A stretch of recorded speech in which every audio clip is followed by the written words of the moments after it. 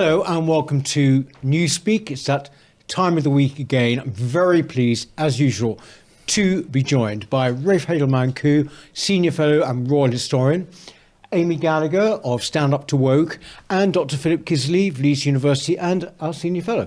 Now, before we talk about the week's events, just quite an important announcement to make about our locals. Obviously, I'm always going on about locals, and that's because it's so important. They have really now stretched the whole length and breadth of the country, our locals groups.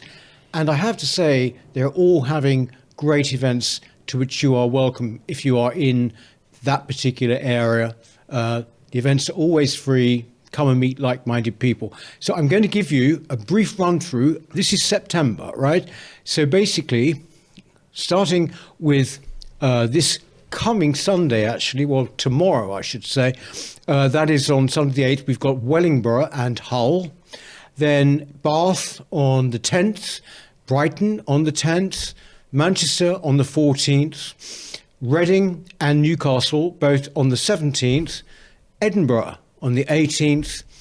Carlisle on the 22nd. Sheffield on the 24th. And Beaconsfield on the 26th. And I believe there's also Norwich on the 29th, but it's been left off my list. Best thing to do in all of those cases, if you are around about any of those places, is to get in touch via locals@newcultureforum.org.uk. If that's basically the shape of things to come with our locals. Every month they're having great events, and beware of imitators. So hope to see you at one of those. You probably have seen in the press this week there was a British social attitude survey out, which is, Rafe, proving that we are getting less and less patriotic. Yes, a hugely depressing but not unsurprising set of results from this British social attitude survey, which is a very respected survey which goes back decades. And what it's shown is that whilst pride in things like sports and the arts remains high, national pride, and particularly pride in Britain's history, has plummeted. So it's gone from 86% in 2013 down to 64% now, which is a shocking decline of 22% in a decade. To put that in some context, pride in our national history have been pretty much stable for the past few decades. So in the 90s, 2000s, 2010s, it was about 85%. So of course we have to wonder, well, what's happened in the past decade to actually make us feel this way? Now, online, I had some people like Otto English and others who have been attacking me saying, well, this is obviously because of 14 years of conservative rule. Well, I'm sorry. If that were the case, we wouldn't have seen similar declines happening in Canada or New Zealand or America. If that's the case, then perhaps the people on the left who are attacking, saying this is Tory rule, would you blame Trudeau or Ardern or Obama or Biden for a similar decline there as well? It's quite clear that what's happened is we have had essentially British history and culture, and indeed Western history and culture, is caught between this pincer movement.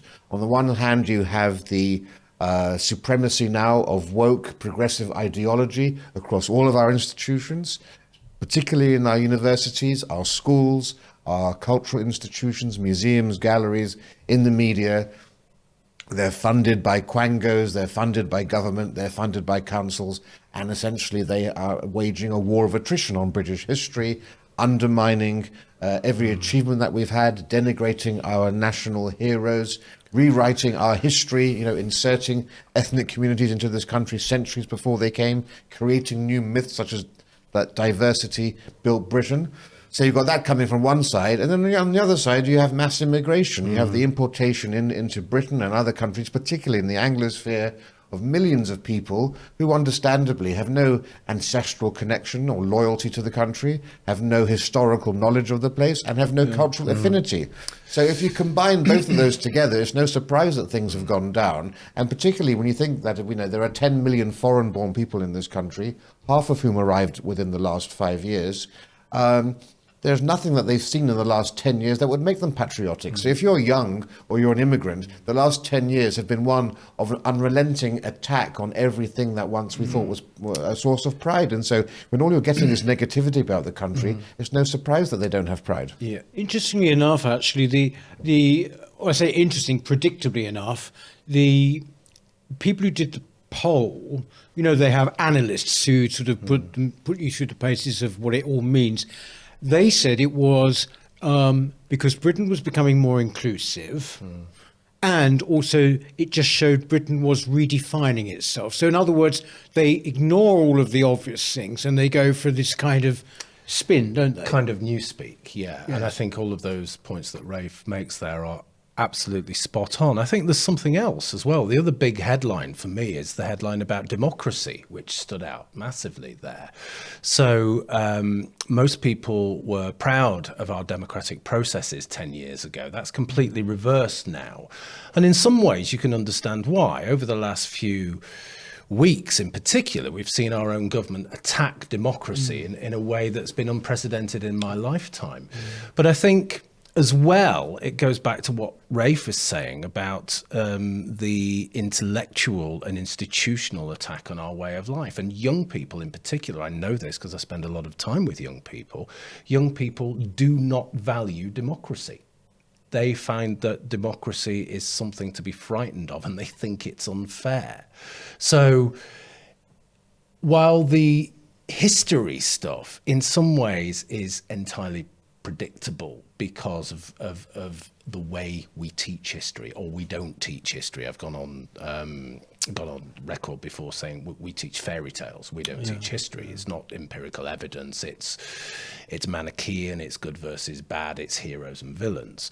But the democracy thing ties quite neatly into that because, of course, we're seeing so many huge numbers of immigration from people who do not come from democracies and who do not understand or value what democracy is, tied to a Marxist education. You've got a real problem there. Actually, interestingly, when you say that they're not coming from democracies, of course, if you were to listen to, the liberal defenders of mass migration, they would say, well, that's why they're coming, because they, of our great democracy and everything. Somehow, yes. I don't think they come and shout for Sharia law, yeah. Yes, apparently, Amy, the statistics that Rafe's putting forward, something like 40% of young people are proud of Britain, right? So basically it's even further down than the 64%. Yeah, and I guess it's because of the war, the Second World War generation are kind of passing away. So there's less and less of that generation, more young people coming through. So it does feel like this is very much driven by young people. I mean, I was thinking when I read it that actually in the last sort of 10 years, I've become more and more proud of our history. And I think when you're seeing all terrible things happening, like, the rise in crime and attacks on free speech, and it's really feeling like we're losing our culture. The thing that makes me feel kind of that I'm still proud to be British is the history. That's the one thing that I think, well, we've still got that they can't take that away from us. And well, indeed. And I do think of young people that, can't buy a house, they can't, they can't get a good job, they're seeing crime rates go through the roof, and they also have had their history taken away from them, and they probably either believe in revisionist history that tells them that Britain's always been terrible, or they just don't get taught history at all. And you do sort of think, well, no wonder they're demoralised, or no wonder they've got mental health problems, because what's keeping them going? What's keeping them optimistic about the country? And you do really feel like it comes back to, we've spoken about it on this show, but Yuri Bezmenov's idea of ideological subversion, that this really is the demoralisation that he talks about. He says it takes 15 to 20 years, and we are now seeing the actual results of that having happened. And that's what we're in. I think, Amy, you talk about young people having their history taken away from them. It's so incredibly sad. But what's what's even more sad is the fact that they don't know they've had their history taken away from them. There's something really poignant and awful about that, and it's a terrible indictment on our education system. I think Amy is absolutely right. This is all of what Besmanov predicted. There was a clear plan in place here in terms of demoralizing and destabilizing society. I'm not saying that there's a great cabal of Illuminati who are behind all of this, but the structures put in place now lend itself to teachers and others just essentially buying into this spiral of defeat. And I think it's a symptom of the sickness of Britain. It's a symptom of the sickness of the West, that we are so nihilistic now, that we are constantly navel gazing and self-flagellating. I think we are thoroughly demoralized. And when you realize, as you were saying, Peter, that actually amongst the youth, these levels of lack of pride are even stronger, this is only going to get worse. It's only going to get far more dramatic, and in a very short space of time, particularly with increased immigration. And that does mean essentially that, that if you sever the connection between a people and place, they become much more easy to control and dominate, and essentially to create the foundations for a new civilizational structure where people do believe that immigrants built Britain. For heaven's sake, even have Rishi Sunak minting a coin saying that. That's how far the rot has set in. And so I don't think we should be complacent about this at all. If you have children out there, it's incumbent upon you to actually school your own children, tutor them, or take them to some sort of private institution. We had the King Alfred School, of course, which we supported. There are places, because the institutions have been captured, and so the only real way in which you could hopefully have any sort of fight back is actually to encourage the development of new institutions. Yes, I mean, I think that basically you've got to say, have you not, that the country, Britain, is actually, it's you and me, it's us, right? It's not even the institutions anymore. Patriotism was often about institutions as well. I think even that's gone. I just wonder, one thing though, is that we're sort of talking about people who've been robbed of this and that. Do you also think that it's people of broadly, for want of a better expression, on our side, are also changing their attitudes? I've sort of seen this sort of mini trend of people saying, "I hate Britain" now, but they were certainly patriotic, that they weren't, sort of nihilistic before, and they now hate Britain, and you even see it on social media with people who, broadly speaking, would agree with us on most things. I think what they're saying when they say that is that they hate the institutions, they hate the media, they hate the BBC, they hate the chattering class that imposes a set of rules and regulations and thoughts and feelings on everybody. And I think it's important, and it's incumbent on us to disentangle those things. And it may well be I have to say that I hate all of those things as well. Okay. But it may well be that our project, and I think we're aware of this, our project is to disentangle those things and really think about what Britain is and what we do value. And that is about our history, that is about our legacy, but it's also hopefully about where we're going as well. I think, you mentioned, at least, we've got our history, or at least we did have our history. I mean, to me, you see, history that's all there is. I mean that in a good way. We are the sum total, aren't we, of our personal histories. Otherwise, we're just in a kind of year zero where nothing means anything. Yes, exactly. It's totally deranging, yeah. But I do think that what you say, Rafe, which I think we talked about on the channel before, absolutely right, that basically people have got to take things into their own hands on this front. I mean, it's all very well saying homeschooling. I do know that it's incredibly difficult. And then, of course, actually, you look at statistics and things that came out this week, which show that, in fact, kids are just happily being kept at home if they don't want to go to school. There's no discipline whatsoever. So how much of a false start would that be? This is the problem. But I think that what is clear about this is that, here we are talking about it. People are concerned about it. Nothing comes from either party. Nothing comes from, obviously Labour don't like it anyway. But that's one of the reasons, to get back to what Philip was saying, why faith and trust in British democracy has declined so much. I mean, just think about it. You had people who voted for Brexit in order to stop immigration. Everyone understood that's what take back control meant. To have that deliberately twisted by the Conservative Party, who increased immigration far beyond anything under Tony Blair, for example. The Tory Party betrayed the British people, despite having been voted in time and time again. Then, of course, if you are a Remainer, or you're on the left, you've been despondent about the last 14 years because this Conservative government, which we all detest on both sides of the line, this Conservative government was elected on only 1/3 of the population. So you can fully understand why they feel that democracy has failed them too. So, if you're a Brexiteer, you saw the shenanigans in Parliament immediately after the referendum was held, when the Remainers tried to stop the democratic will of the public. So I think that there have been so many examples recently of ways in which, particularly our two-party system has completely failed, if not betrayed, and if not been treasonous towards the British people, that you can completely understand why people feel unable. And then you see Reform voters giving so many millions of votes, only getting a handful of seats. So on every level, you can just see why democracy does seem broken. Yeah, I think the thing is that you mentioned as well, people can't get houses, young people can't get houses. It's a kind of, they get a bum rap. But why can't they put two and two together? Those same people would still welcome absolutely untrammeled migration.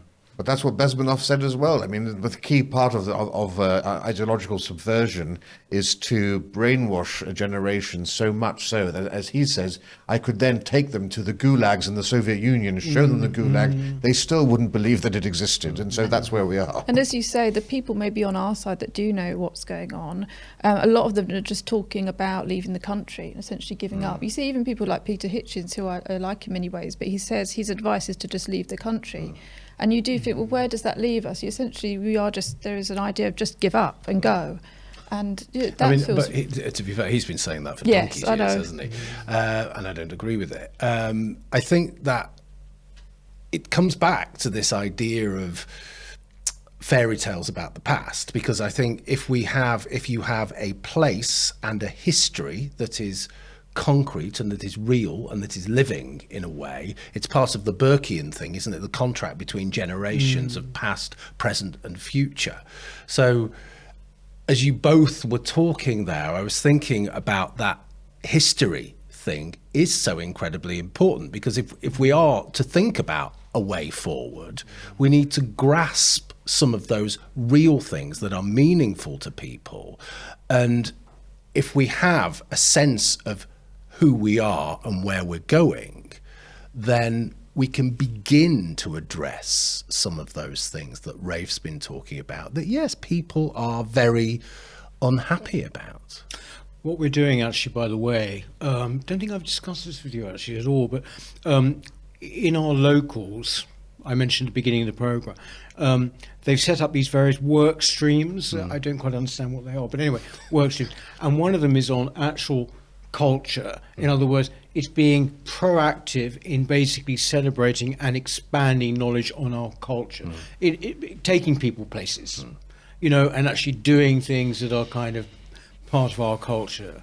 Can I just ask, in your everyday lives, maybe we're not typical, but Amy, would you say most people that you come into contact with, or that would you call them patriotic? Yeah, of the history, yeah, I think so. But I do hear a lot of people moaning about Britain as it is now. But yeah, most people I know are patriotic, yeah. I think they're all hugely patriotic at Leeds University, aren't they? I live a kind of schizophrenic life where part of my, pretty much all of my friendship base is extremely patriotic, and part of my professional life is extremely patriotic. The other part of my professional life at the moment isn't. Let's leave it at that. Well, I mean, we've just been describing them mostly. Rafe, saying, do you know people who are patriotic? It's like, Well, socially, I surrounded myself with... it's still 1897 and the map is completely pink of the world. But in terms of my family circle and so forth, no, I would say I would say they're quiet patriots. No one despises the land. They all love it, but certainly they're not sort of flag waving. Just one point on this as well is that that obviously, just rather like the word sexist is more or less gone, and it's now just pure misogyny, which was really like turbocharged sexism. Similarly, patriotism is being replaced by nationalism. They're blurring the lines, aren't they? I always understood nationalism to be rather bellicose as opposed to patriotism, which was kind of soft. Wouldn't you say that's correct? That's absolutely right. Although it's very curious that no one has a problem with the Scottish National Party, and they're called nationalists, and the Welsh nationalists. It's only when it's the English or people said to me on the continent that you get that association. But it was Dr. Johnson who said patriotism is the last refuge of a scoundrel. So rather than nationalism. So I think there's a lot of confusion around what it means to even be patriotic anymore. Like people say, being proud of Britain, but people sort of will say, the flag is racist, or the flag means all sorts of things. So then people sort of don't even know what it means to be patriotic. What would you be being proud of? That would be the question. And usually it just comes down to like football or something kind of trivial like that.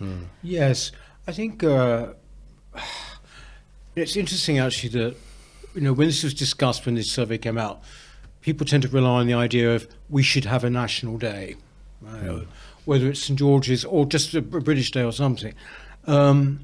And to me, that's a bit of a sticking plaster thing, don't you think? No. And it would just come under attack. It'd be one of those things that you get all articles saying why we shouldn't have it and why it's racist, and it would just be undermined. I don't think you could have something. Let's say it's the same as St George's Day is. Well, and it's 50 years too late. All the things people are now promoting, singing God Save the King and stuff. I mean, I think we should be doing all of that stuff in school, and raising the flag and having a national are great, but we needed that in the 1990s or the 1980s to start. But if you look at Canada, so Canada, when I was at university in Canada, they had Canada Day, formerly Dominion Day, every 1st of July. And when I was at university, it was a wonderful outpouring of completely inclusive patriotism, if I could say that. There was no sort of military aspect to it. It was just we love being Canadian and everything else. And actually it was in the 90s, actually multiculturalism was working in that sense of everybody felt Canadian absolutely fully. Now you probably get 10% of the numbers turning out. So even when you have the National Day, I was amazed to see photographs of how sparsely attended the Ottawa Canada Day thing is now, because this, as I say, this sense of hatred of your own country is now endemic around the Anglosphere particularly. So that's what's been, and I'm sure on July the 4th in America there's lower turnout than normal. Yeah, that hatred comes with so much cultural and social award as well, doesn't it? So you're seen to be clever, you're seen to be sophisticated, and you're taught pretty much from birth, that there's such a stigma around nationalism, patriotism, but certainly nationalism. And I think you're right, but the whole thing is seen to be bellicose now.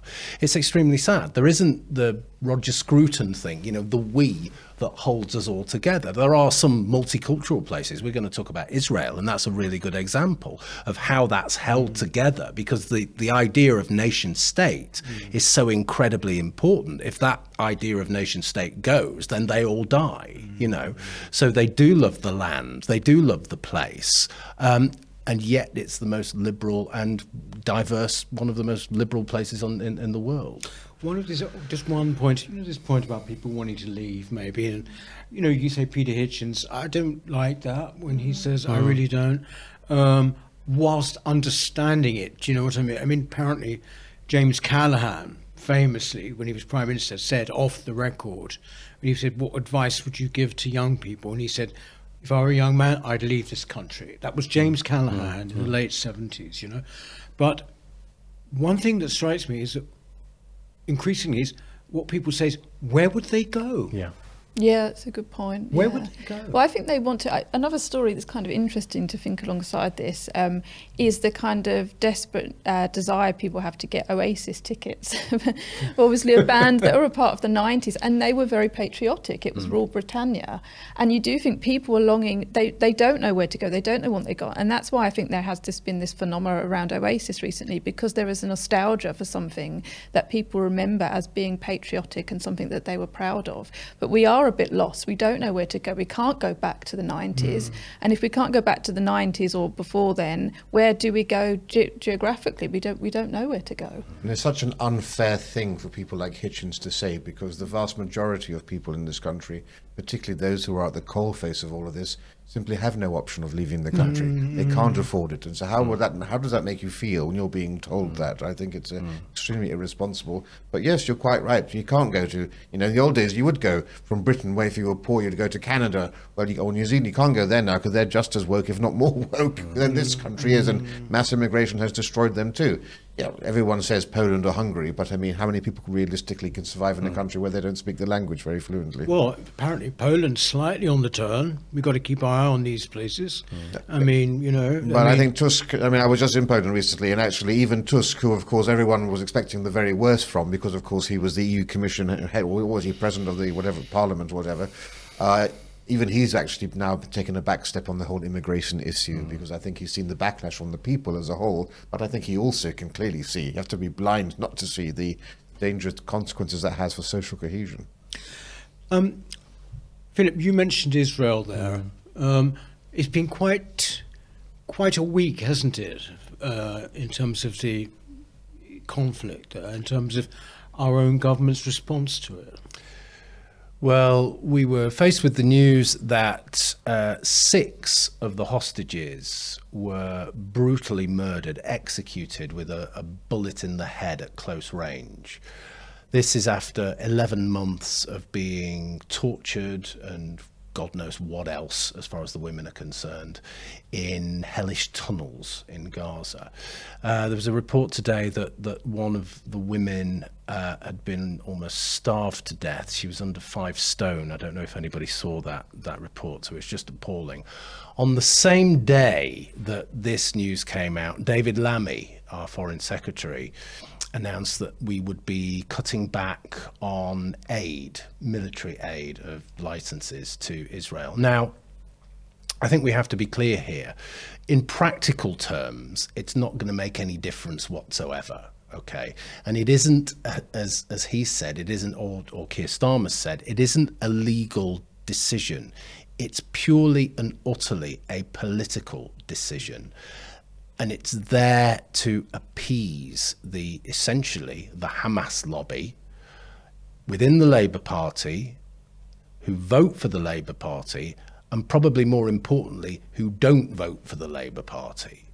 So all of this stuff happened within. Sorry, do you mean the Muslims? I do. I mean the Gaza fanatics, the pro-Palestine people. And all of this stuff happened all at once. And I think it's probably one of the most shameful days and one of the most shameful decisions, policy decisions, I've been aware of in the last 10 years or so. So that's kind of where we are with this at the moment. Yes, you say it wasn't a political... It was a political decision, not a legal one, although they are saying it was illegal. But apparently, if you look at it, it's entirely political. It wasn't required legally at all. Well, and we know that the Americans are infuriated by this. They had, and this is a Democrat, not a Republican government in America, who had been assured that Britain wouldn't go down this path. It's also going to endanger potentially people in this country, because we're so reliant on the Israeli intelligence, who have been able to thwart so many terrorist attacks that would have happened here. Even that Austrian Taylor Swift attack, which could have led to the death of hundreds of people, that was on the basis of Israeli intelligence. So we're damaging our relations, obviously, with one of the most important guarantors of freedom in our own country. Now, it's only 30 licenses out of about 300 in total. The reasoning that they're giving for it officially is that some of these licenses, if they had been allowed to go ahead, would mean that the British government was complicit in acts of humanitarian crimes. And even Lord Sumption, somebody who's on our side, sided with this. And there's been a big report written by judges saying actually British politicians could end up in The Hague for supplying weapons that were being used in this way. But it now puts huge pressure on America to follow suit, because they were using the fact that Britain hadn't gone down this path is one of the reasons why they wouldn't go down it. But yes, clearly the real thing here is politics. And of course, just as it is with the Islamophobia legislation that may soon come through as well, this is an attempt to appease the Muslim lobby in this country, who of course have become extremely disaffected with the Labour Party, and we've now seen the rise of Muslim sectarian politics with the election of 4 pro-Palestine MPs who were not elected to give 2 hoots about education or healthcare, solely on a single platform about Palestine. And just this week we've had Jeremy Corbyn forming an Islamic bloc with them. So whilst everyone's been talking about these 5 Reform MPs, the bigger story is this Islamic bloc of another 5 MPs. And Reform may sink or swim by the time we get to the next election. What we do know for certain is that Muslim sectarian politics is here to stay, and it's going to get much bigger. And I think the Labour Party understands that and is doing what it can to stem that. And it's also worth saying, Kemi Badenoch came out on Twitter recently saying that when she was Trade Secretary, she made sure that arms sales were maintained with Israel. And actually, while she was doing that, she had a lot of pressure from civil servants who were saying they were going to protest or they were going to quit. So it may well be that David Lammy has come under pressure from civil servants in regards to this decision. And it just shows you that, he hasn't been Foreign Secretary for very long, but already he's buckled under pressure of activists. Essentially, we have a kind of an activist Foreign Secretary, which is terrifying because, it's one of the most important roles. It's us on a world stage. And I'm still kind of coming to terms with the fact that he is our Home Secretary. I can't quite believe it. I still think of him as being on LBC saying silly things. And I just thought, what is this nightmare that he is now our Foreign Secretary? He said the most outrageous things. He said that Trump is a part of the KKK and he's a Nazi. And when he got this role, the first thing he said was, I'm a descendant of enslaved people. It's just unbelievable. He's just the most unserious person to be making these kind of decisions. And we've seen, as Philip says, this is one of the worst decisions. This is the first kind of big decision he's made, and it's just been appalling. And the timing of it was appalling as well in relation to the Israeli hostages. Well, the timing is fascinating because, yes, awful timing given what happened with the hostages, but also you can't help but wonder whether this wasn't tied also to the fact that it happened at the same time that you had the Labour left, the trade unionists in Israel all went out on strike. So you had that strike there. This is timed at the same time, and you have to wonder that that's only going to embolden Hamas when they can see both internally and externally these forces criticizing and attacking the Israeli state for what it's doing. Also, at the same time as this, we had a kind of, a slip up, if you like, by Jess Phillips talking about basically getting treatment, and she kind of intimated, did she not, on the NHS, she intimated that, fortunately all the people who were handling me were pro-Palestine. Yes. So this has gone viral, hasn't it? I think the most shocking thing for me is that, well, one, that's happened, and 2, that she says, well, pretty much all of the doctors in Birmingham are Palestinian. Really? But 3, that she thinks it's okay to say that. That's the really shocking thing, that, I think the right thing, I'm a government minister. I think the right thing, so therefore I'm entitled to better opinion, to better treatment. If we're talking about 2-tier policing is one thing, 2-tier health is something else as well, isn't it? It's about staying alive. And again, it comes back down to this. One, it's this obsession with activism. We literally do have, they are like adolescent activists. They're like the kind of people I've taught for the last 20 years. Okay, but they're in government. They're incredibly dangerous. We are in a really dangerous situation. I'm worried about what's happening now, but frankly, I'm terrified about what comes next. What comes after Lammy. Bearing in mind the Islamist bloc that we now have in Parliament, what comes afterwards, and what comes out, who comes after Phillips as well? They're stupid enough. They are really stupid, but what comes after that? Yes. I think it's sorry. Yeah, no, I think what's quite shocking about this is that there wasn't much pushback to her saying this. Ordinarily, if a politician said that I was triaged in A&E and I got seen quicker because I'm a politician, you'd be like, well, that's an outrageous thing. You shouldn't be coming out and saying that. But she wasn't even saying that. She was saying he knew who I was. He was Palestinian and he knew that I voted in favour of a ceasefire. So basically, I got seen quicker because I'm the right kind of politician, which to me is even worse. And yet there's this lack of, people just accept it, and there's and also the fact that she would come out and say that, the fact that it happened, but that she would think that there would be no ramifications to her telling people about that. It's just that it's so shocking how unserious and unprofessional same with Lammy, our politicians are at the moment. Also, this is something that happens in kind of authoritarian bureaucracies. Yeah. That, if you go back to the old communist regimes, it was basically how far up the pecking order in the party you were. And I mean, I feel that all of these services have become politicized. I mean, I'm always having a go at the police, right? But even in the NHS, I think the NHS is the worst. Yeah. I think the NHS is. Well, we know what you need to do if you're going to A&E. Just wear a Free Palestine T-shirt. Just that, quite simple. And if your name is Goldberg, just say that that you're Mr. whatever instead. But that's essentially it. Because you have to wonder what the obverse is. That if you are actually somebody who's noticeably or visibly Jewish, are you somehow going to get worse treatment as a result? Will you be waiting for longer? I mean, that's the obvious counter to this, isn't it? Yeah, and there's now also this push to for clinicians to reject patients if they seem to be racist, essentially, if they've got the wrong views. I mean, obviously, I'm a registered nurse, and I had an email after the riots. I had an email from the Nursing Midwifery Council, essentially saying, if you see any clinician being openly Islamophobic or any person being openly Islamophobic, it's your duty to report them.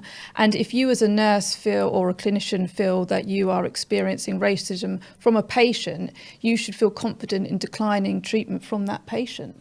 So the politicisation is just it's just ramping up it more and more. It works in terms of race, but it's also about gender and sexuality as well, isn't it? So you can't go anywhere now in a hospital or in a GP surgery without seeing these rainbow lanyards.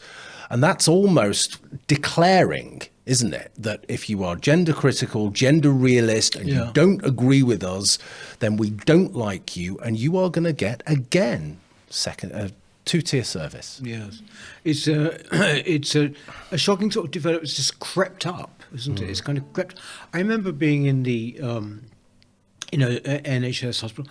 My partner at the time was a French guy, and he has something wrong. We went to this GP, and essentially he just happened to say, "Oh, I want to be well enough. You have an infection. I want to be well enough to watch the Queen's speech." He was Anglophone.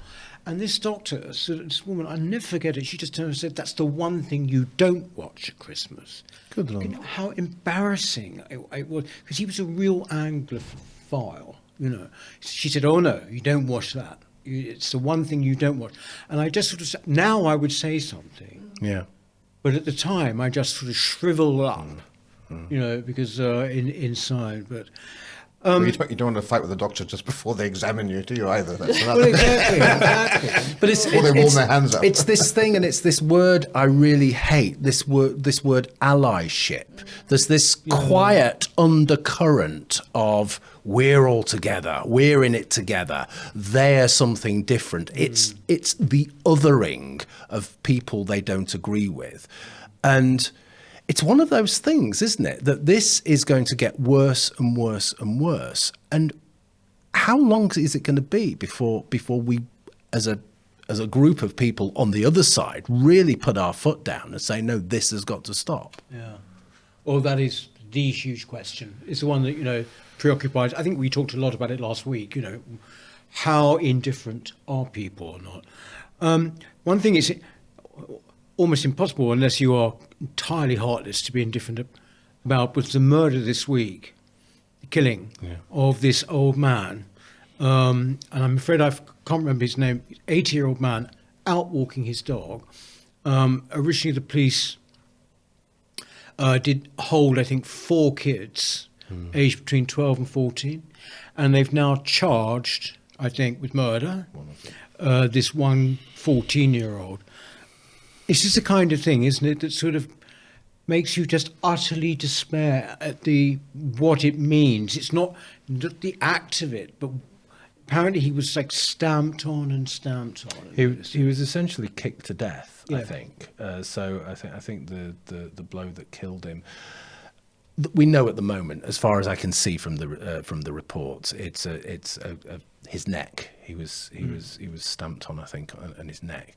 So if we look at what's happening there, we see children doing terrible things. And when you think about when things are imploding, when things are going wrong, the first people to suffer are children and the elderly, I think. And these children are suffering because they're clearly feral, right? They're not being cared for, I would suggest. Okay. And I think that maps itself onto everything else that's going on, doesn't it? The fact that the everything we've talked about now is just grinding to a halt, that there are some people who are on the inside, there are some people on the outside. There isn't this sense of what I talked about before, the Roger Scruton thing, the we. So if you don't have that connection with people, that you're all together in this country and you're different generations, past, present and future, then you can do terrible things because you don't have any connection with people. But the worst thing for me is when these kinds of things had happened in the past, and terrible things do happen in the past. I'm thinking about Jamie Bulger and the particular thing from the 1960s. 1990s. It was 1990s, but there was I can't remember her name now, but there was a child murder in the 1960s. Mary Bell. These things stopped the culture for a long time, didn't they? What I think is going to happen now is this is just going to drop down the news feed. They'll try and file it away, and then something else will happen, and then we'll go on and go on and go on. It'll become so familiar to us. It will just be another thing. Yeah, I think what's amazing is how desensitized we are becoming to these extreme crimes, where, as you say, ordinarily this would be at the top of the headlines, you know, and we'd all be shocked about it. And now you sort of notice it, and then you think, oh, what's that? And then it kind of goes in the 24-hour news cycle, and then it's out and it's gone. And then all the while you're seeing other crimes happening. There was a stabbing of a man in a mobility scooter in East London. Yeah. There's been other instances of crimes. Obviously, there was 2 people murdered in Notting Hill Carnival, and it's very curious how these things kind of get brushed under the carpet. And I think it's because of the frequency of them that there's just we can't kind of stop, as you say, for each one because there's so many of them. But I also think it's because there is a group of people that do want them brushed over the carpet because we're not supposed to notice. We're not supposed to notice that crime is going up. We're not supposed to notice that, as you say, there's a problem between generations and communities and immigration and all those things. So we just see the headline and then it goes, and there's this lack of outrage. And I think what's also shocking is all of this is happening at a time where the Labour government are announcing that they're going to be releasing prisoners from prison, or that prisoners will be serving far less of their sentence than they would have been to make space for jails, that reducing sentences by 40% or even 20%. Some of them are sexual offenders, some of them have committed assault. So you do understand why crime's going up, because where's the deterrent? You know, if you think, well, the sentence is so low and, you know, this country doesn't really take crime seriously anyway, people are going to, you know, the people's inner demons are going to come out in this way. So, it's shocking that it's not shocking to people. Yeah, I mean, so obviously has to be said, you know, this kid has been charged. It annoys me that we can't know who this boy is actually, because I think possibly, in fact, when the Bulgers thing came up, people were saying that maybe we should change those rules. Another set of rules, of course, is that we can't really talk about this without falling foul of contempt of court. We can just speculate. I mean, one of the very first things that you think of in this case, for me, it had a very strong kind of Clockwork Orange vibe about it. You know, anything which seems utterly against the natural order, in which is a kid killing an old man. There's something predatory about the culture. We've talked a lot on this show about sexual predators on public transport and around London and the town centres. There's something predatory about an old man, a defenceless old man, I think he was 80, walking his dog, for God's sake, and just being slaughtered, brutally murdered. There's something awful about the culture that should be so shocking to us. But you just feel it everywhere. I'm just thinking about this now because I don't live in London or out of London, but I come down around about once a week to do this show, sometimes more if I'm doing other things. But I've noticed, when I was just saying before, I noticed that when I'm on the tube, I stand right back because I've noticed myself doing it because there's a kind of violent atmosphere in the air. Is it menace? No, it's not. But there's something which wasn't there 10 years ago. The culture has changed. It's a much, much more violent place. And I know I'm saying something that's fairly obvious there, but I felt it today, and I felt it through the news headlines this week. One thing I don't know, I tend to, with these cases, I immediately go to the breakdown in authority and discipline. Yeah. I mentioned earlier a report that came out saying, it was in the front page of the Times, saying that kids are more and more just being allowed to stay at home, right? That's something that's happened since the pandemic, apparently. But that tells you a lot as well, the idea that a kid can just stay at home and the parents aren't really that bothered one way or the other. Do you see what I mean, Rafe? This kind of sense in which you see it at a much lower level, that there is simply no authority. The parents have kind of just simply given it away, or at the very worst instance, actually they more want to be the kid's friend as opposed to actually an authority figure. Well, we see, this is the dissolution, the crumbling of any society and civilization once you lose deference. We saw deference has been under concerted attack for the last 2 decades now. When we were young, we will remember our teachers being able to exert much more authority over us than they can. Even your neighbours would. If I had misbehaved on a bus or something as a child, I would have expected a stranger to give me a clip around the ear, And so once you've lost any sense of deference or respect to anybody in authority, the policeman, the teacher, the lollipop lady, the park keeper. Remember, park keepers used to enforce authority over children in parks. No one is allowed now to control someone else's children in the public sphere. Social trust has collapsed for all the reasons we've explained many times on this channel. The bonds that normally connected a civilized society together don't exist because people don't feel as if they are connected any longer. They don't share the same sorts of bonds. And this goes far beyond the extreme stories we're talking about. It does go to the point now where, if it's 3:30 or 4 o'clock in the afternoon, people are scared to go on the bus because gangs of youth, gangs of students, pupils who are the same age as these children we're talking about are now a threat to people. They're like a pack of hyenas. They are sort of feral in that sense. So I think it is deeply worrying. Now, look, I've said before this, some people think it's controversial, but Singapore wanted to become like Britain, and the only way Singapore could become like Britain was to have extreme discipline and authority, and essentially an authoritarian approach to the way that you conduct yourselves in public, and that included things like judicial caning, harsh penalties for spitting, for chewing gum, somewhat like the broken window theory in New York, and they did all of that, and they created a society like Britain. I think perhaps now Britain might need to look towards Singapore for some inspiration about how do we make Britain great again, or how do we make Britain like Singapore. That may include things like much tougher penalties, including corporal punishment for children or young people who misbehave in this way. I think there's an allied point to that, and it feeds into what you've both been saying, and I think it's about socialization. When you're talking about children being at home, not only are they at home, they're at home in their own world with their iPads, and they're at home. They're in their own world with their iPads at the dinner table. They're at home in their own world with their iPads when they're in bed, and that disconnect between parent and child, I think, is really at the heart of this. Miriam Capes has talked quite a lot about this, hasn't she? About the negative impact of social media. It isn't just social media, though. It's being in another world, whatever it is, and being removed from socialization. And fundamentally, of course, it's the family, and it's the structure of the family. And of course, we wouldn't be at all surprised if all of these children ended up coming from single parent or in other way, some sort of dysfunctional family background and so forth. You know, invariably coming from a strong, stable family are the best conditions for producing successful children. Yeah.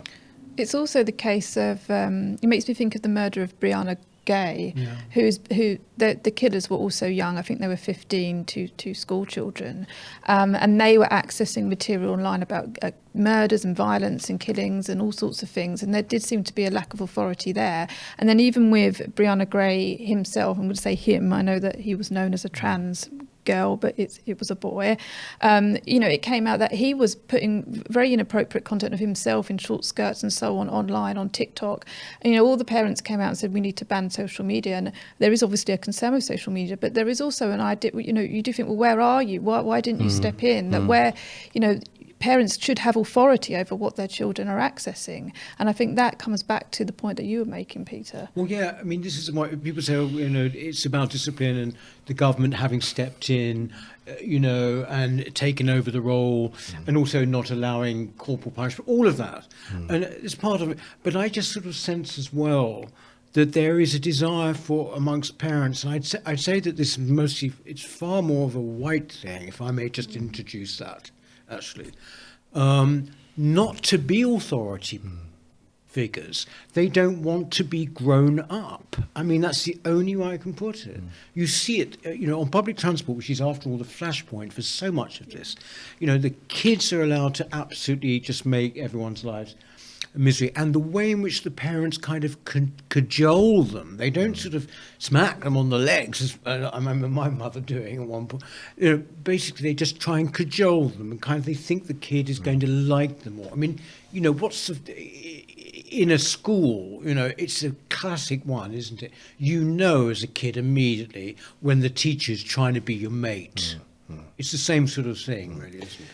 It is, and I think it's about boundaries, isn't it? It's about these boundaries collapsing, and I mean, you see it. It's about parents trying to dress like their kids. You know, there are so many signs and signifiers of this stuff, and it's all around. We could have a full conversation about this, but it's about cajoling. It's about friendship. And as Amy says, no, it should be about bringing up a child, socializing a child, and making a child fit for society. Yes. But of course, they're all too worried, aren't they, about sort of clipping their creative wings. I think that's the one. Thank you very much for that. We're actually going to just be carrying on a little bit for our members. These are proving very popular. There's just a few minutes just for our members. Please become a member if you'd like to get the extended version. But in the meantime, Philip, Amy, Rafe, thank you very much, and we shall see you next week. Hello. If you're enjoying the New Culture Forum channel and you believe in our mission, may I invite you to join our membership scheme at the link below or on our website, newcultureforum.org.uk. Our work is more important now than ever, and we have great plans ahead for the future, but we can't do it without your support. From as little as £3 per month, you can help ensure that we continue on our mission. As a member, you'll receive a range of benefits, including access to exclusive content, invitations to our private events, including here at our studios, free copies of our books, and much, much more, including, of course, our famous NCF mug. If you aren't able to become a member, then please help us by clicking this button and subscribing to our channel. It's completely free. Just remember to also click the bell icon so that you can get notifications when we post new videos. Thank you.